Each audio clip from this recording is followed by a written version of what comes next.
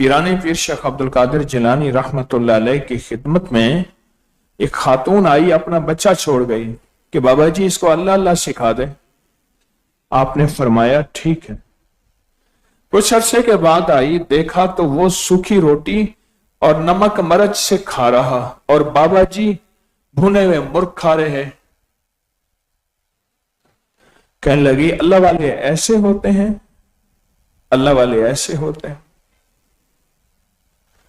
آپ جو کھا رہے ہیں میرے بیٹے کو تو وہ آپ کھلا ہی نہیں رہے، آپ جو کھا رہے ہیں میرے بیٹے کو تو وہ نہیں کھلا رہے۔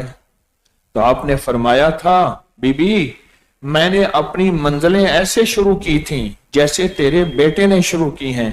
مرشد اللہ کا نام دیتے تھے اور لذتیں چھین لیتے تھے، فرماتے تھے دو لذتیں جمع نہیں ہوتی۔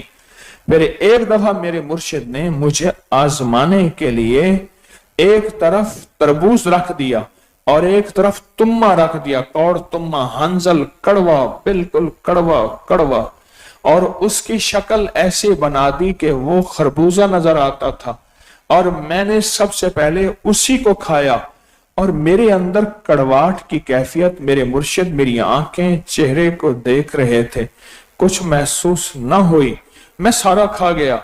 تو اس کے بعد پھر میں تربوز کھا گیا۔ تو انہوں نے پوچھا ان میں میٹھا کون تھا؟ تو میں نے کہا جو پہلے والا تھا اس کا ذائقہ اچھا تھا۔ کہا تجھے پتا نہیں ہے کہ وہ بہت کڑوا تھا؟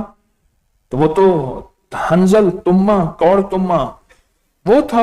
کہا نہیں مجھے خبر نہیں کہ وہ یہ تھا۔ تو فرمانے لگے بس آج کے بعد تو میرے ساتھ میرے دسترخوان پر بیٹھے گا، آج کے بعد تو میرے ساتھ میرے دسترخوان پہ بیٹھے گا، تجھے میں نے بہت عرصہ ترک لذات دی، ساری لذتیں، ساری نعمتیں، ساری چیزیں تجھ سے چھڑوا دیں۔ بعض اوقات اللہ پاک کا نظام ہوتا ہے، اللہ کسی بندے کو حادثے کی تقدیر میں کر دیتا ہے، پھر معالج کہتے ہیں کہ آپ کو بیڈ ریسٹ ہے، آپ کو ریسٹ کرنا ہے، اس حصے کو زیادہ حرکت نہیں دینی۔ اس پہ بھی ایک بات سنا دوں، فرمایا کسی کو کوئی بیماری، حادثہ، تکلیف میں اگر اللہ نے بستر کے ساتھ لگا دیا ہے تو وہ سمجھ لے میرا اللہ کہتا ہے تجھے میں یکسوئی دے رہا ہوں، تجھے وقت دے رہا ہوں، تجھے فرصت دے رہا ہوں۔ اس یکسوئی اور وقت اور فرصت میں تو مجھے کتنا یاد کرتا ہے۔ اگر تو بندہ اللہ کو یاد، ذکر، اعمال کی طاقت بڑھا دیتا ہے، اللہ بیماری کو مختصر کر دیتے ہیں، اور اگر بندہ بیماری کی تکلیف کو چاہتا ہے کہ ویسے رہے تو پھر اللہ پاک کی طرف سے اس کی توجہ ہٹ جاتی ہے، دھیان ہٹ جاتا ہے، تو پھر اللہ کہتا ہے ٹھیک ہے تو میری طرف توجہ نہیں کرتا، میں تیری طرف توجہ نہیں کرتا، میں تجھے تیری تکلیف میں گھلا دوں گا، پریشان کر دوں گا، اور تجھے ساری عمر انہی تکلیفوں میں رکھوں گا۔ اللہ پاک کا نام زندگی میں کام آتا ہے، اللہ کا نام زندگی میں ہمیشہ ساتھ دیتا ہے، زندگی میں ساتھ دیتا ہے۔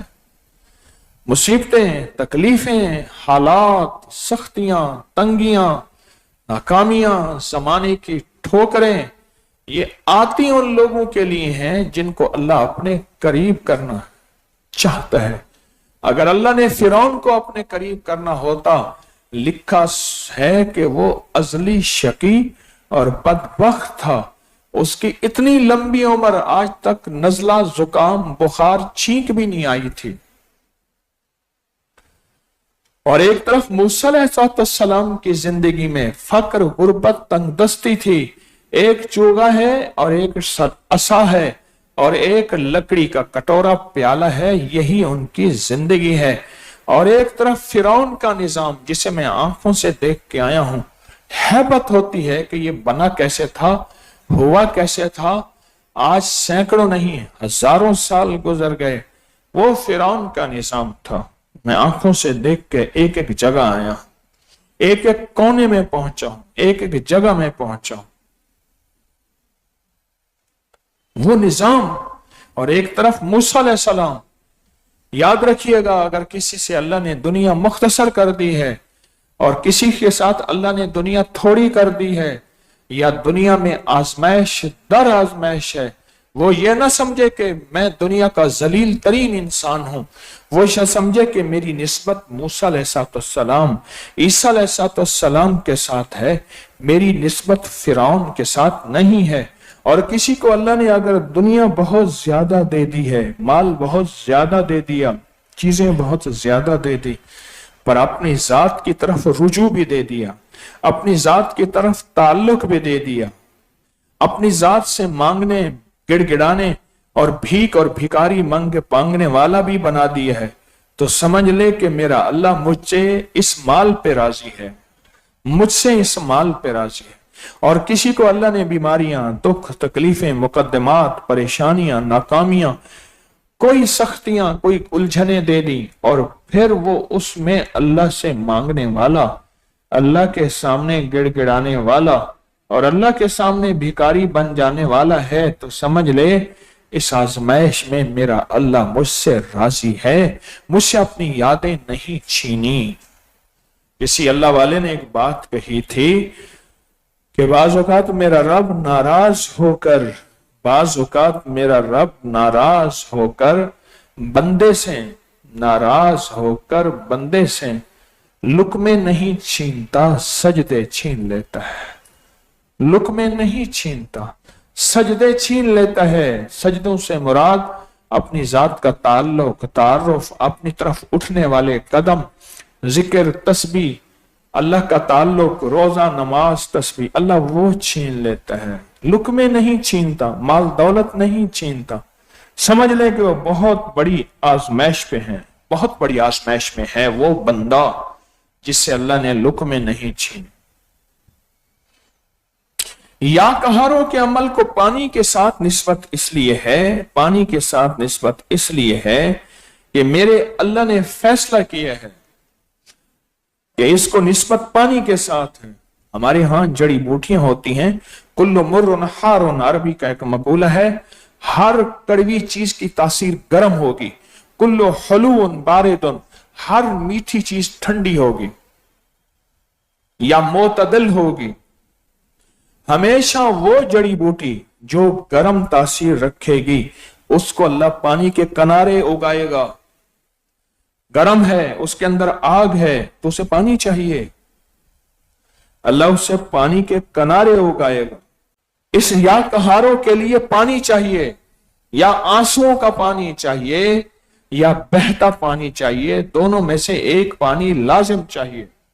इसको पढ़ते हुए हमारी कैफियत में हम गिड़गिड़ा जाएं, हमारी हिचकियां हों और हमारा रोना हो और हमारा अल्लाह के साथ ताल्लुक हो, हमारी अल्लाह के साथ निस्बत हो और हमारा अल्लाह के साथ रुजू हो।